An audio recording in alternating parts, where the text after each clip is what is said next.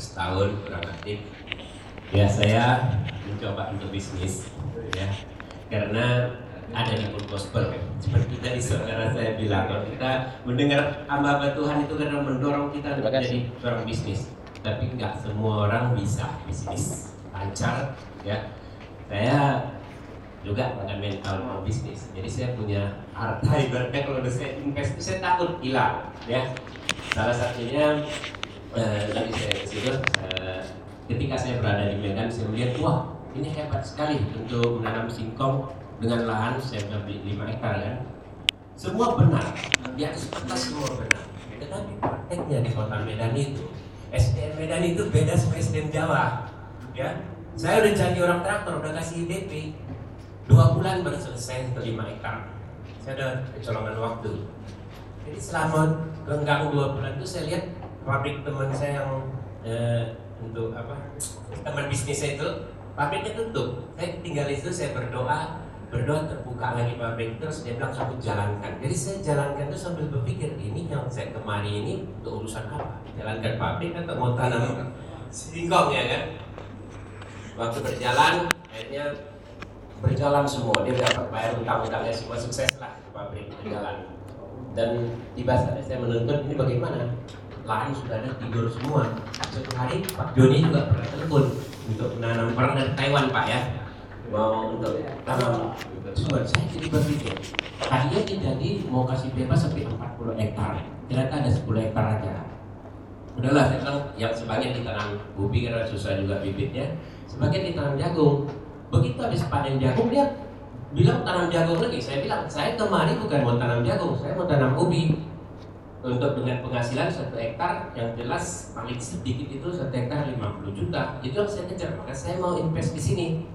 Jadi akhirnya kami sudah kurang harmonis. Terakhir saya bilang, udahlah, saya yang bulan 2 ini kan saya panen ubi, ya. Udah, saya bilang saya balik Jakarta, saya mau tarik sebagian uang saya karena saya lihat dia bilang pinjam. Udah pinjam nanti dia bilang, oh kamu punya uang pinjam itu saya serahkan modal.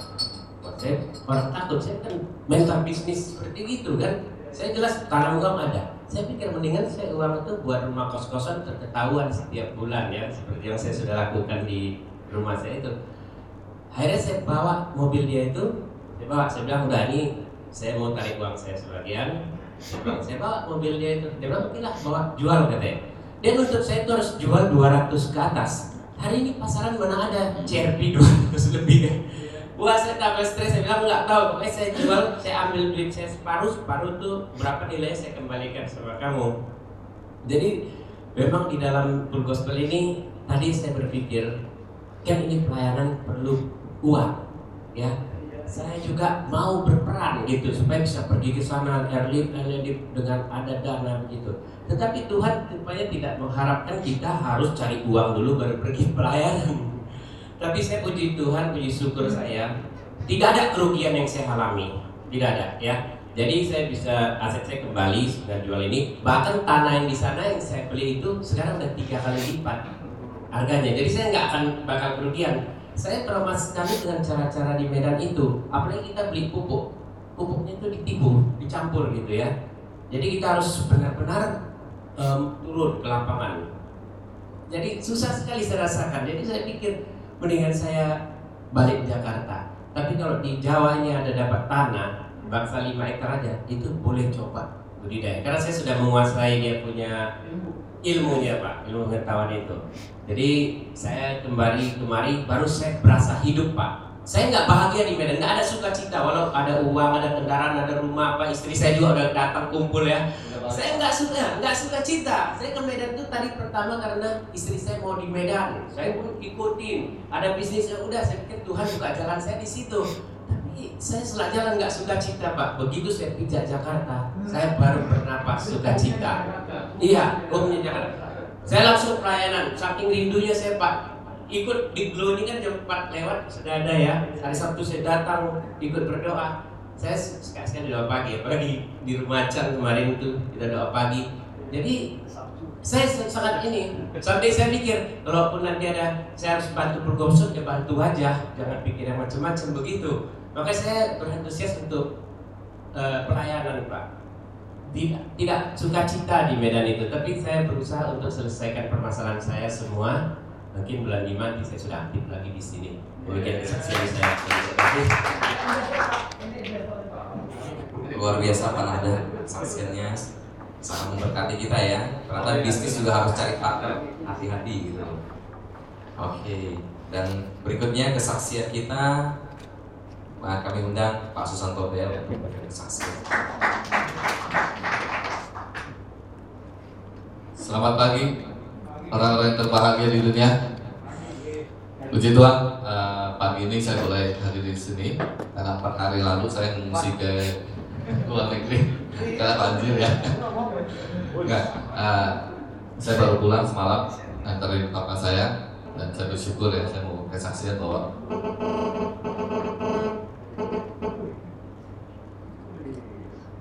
doa orang benar itu sangat besar kuasanya. Saya berdoa, Tuhan nyatakan kuasamu ya untuk papa saya dan dia boleh melihat Tuhan bahwa Tuhan itu hidup gitu ya. Dan saya mengalami dan saya melihat papa saya waktu masuk ke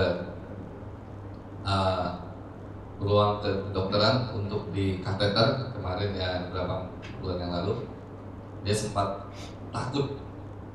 Dia sempat mikir gitu bahwa hidup manusia itu punya masanya gitu ya, bisa berakhir dengan meninggal.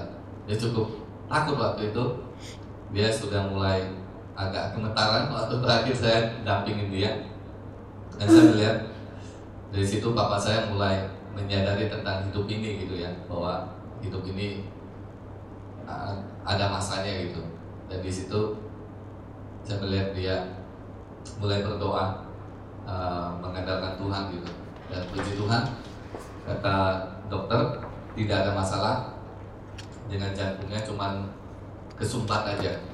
Dan saya melihat di situ mulai saat itu ada mulai menyadari bahwa perlu Tuhan di dalam kehidupannya. Dan saya bersyukur pada Tuhan lewat kejadian ini bahwa papa saya itu makin tiap hari sekarang dia tiap hari mau dengarkan firman Tuhan lewat radio, lewat kaset gitu ya. Dan lewat kejadian ini saya bersyukur pada Tuhan bahwa sekalipun ada masalah di dalam jantungnya, tapi dia tetap boleh percaya bahwa sekalipun dia meninggal nantinya dia bisa bersama dengan Tuhan gitu. Dan saya bersyukur pada Tuhan, kemarin periksa lagi sudah baikan kata dokter, dan umur papa saya saat ini sudah hampir 74 tahun gitu ya. Dan saya merasakan waktu bawa papa saya itu papa saya udah jalannya agak lambat. Kadang saya kesal gitu ya, saya udah jalan jauh karena saya jalannya cepat. Kadang saya melihat kok lambat banget gitu ya, keluar dari mobil. Kadang membuat saya nggak sabaran sampai saya ditegur Tuhan gitu loh. Masa kamu sebagai leader nggak menyayangi orang tua gitu ya? Orang tua kamu udah tua gitu loh. Waktu dia jalan lambat, kamu udah mulai kesal gitu ya. Saya diingatkan suatu saat nanti kamu akan seperti itu. Waktu saya ditegur Tuhan seperti itu, saya sadar saya nggak boleh buru-buruin gitu loh. Temanin aja gitu loh, walaupun dia lambat. Kadang kita harus mengalah gitu loh. Kadang kita udah mau cepat gitu ya. Apalagi kalau nyebrang nih ya. Karena saya udah nyebrang, akhirnya saya balik lagi karena dia ketinggalan di belakang. Tapi justru lewat situ saya belajar apa? Sabar. Saya belajar sabar hadapi orang tua gitu ya.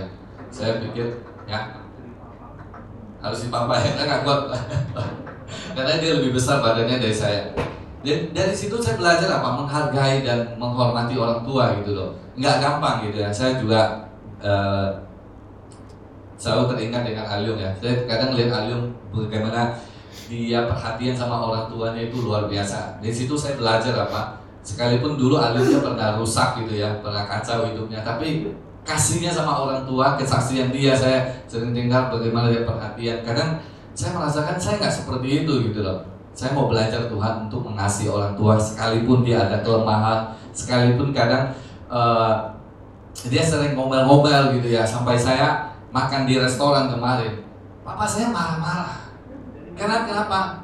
Pelayannya itu nggak fokus sama dia. Pelayannya lagi ngomong sama saya lagi pesan. Papa saya mau pesan es jeruk. dia marah-marah. Saya kaget, kenapa dia marah? Dia bilang dari tadi saya ngomong dia nggak perhatiin saya. Wah di situ berantem. Saya jadi emosi, saya bilang, Pak dengarin dulu, dia kan lagi ngomong sama saya. Saya nggak mau tahu, dia kurang ajar. Dia lebih muda, umurnya 50-an, saya udah 70-an.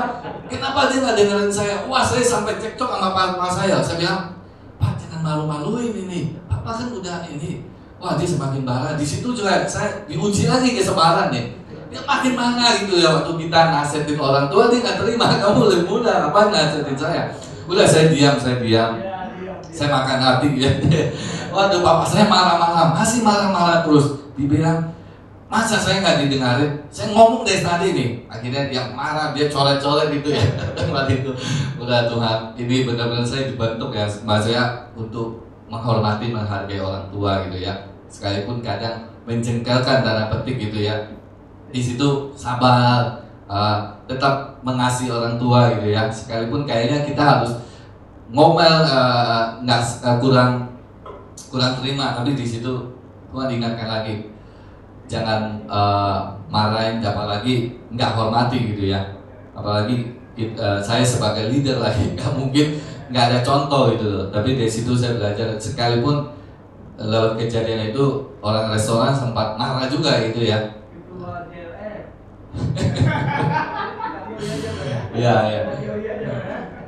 Ya, itulah kesaksian saya diuji ya dengan kesabaran. Terima kasih Tuhan Yesus berkati.